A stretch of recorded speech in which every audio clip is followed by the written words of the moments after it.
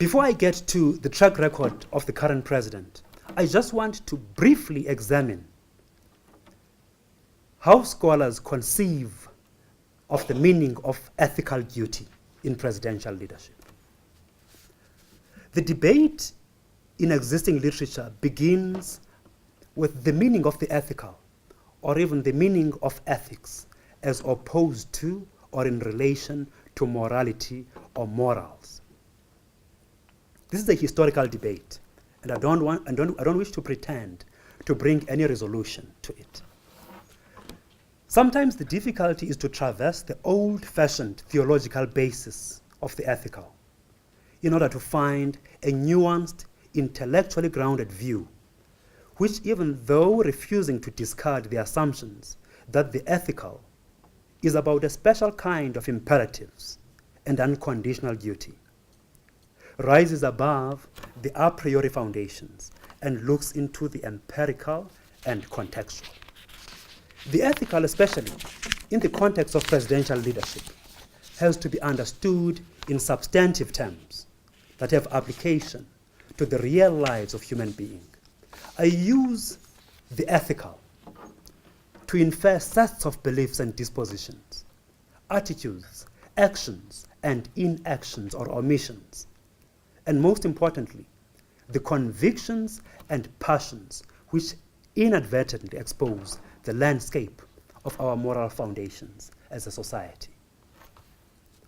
Of course, according to Arthur Schopenhauer, morals are almost equivalent to ethics.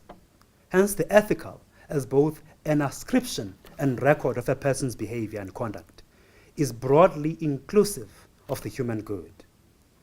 There are basic precepts of our common humanity which should not be offended or undermined, be it under the pretext of one's culture or customary law, religion, or tradition, and these serve as empirical grounding of the ethical in real-life experiences.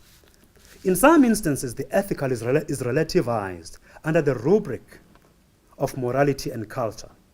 And the argument is that it makes no sense to speak of some actions as right and some as wrong, as value systems vary from person to person and from society to society. Even though this sounds like a doctrine of tolerant liberalism, the danger lies in its potential to preclude the condemnation of acts of misappropriation, of what belongs to the public purse, condemnation of even sheer promiscuity and other unacceptable forms of conduct or behavior, especially by leaders holding public offices.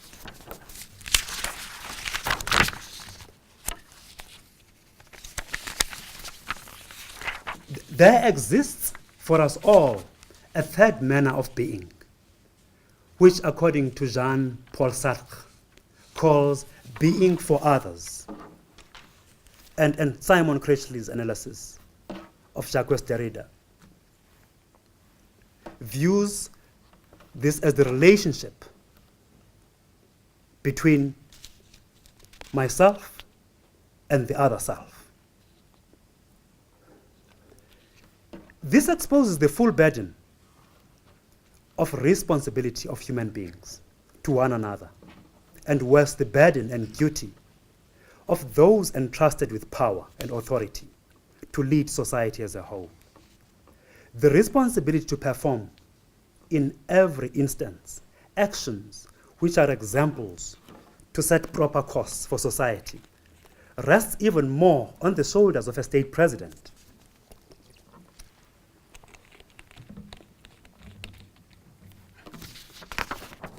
It is a responsibility which could either be undermined or sacrificed in the political altar.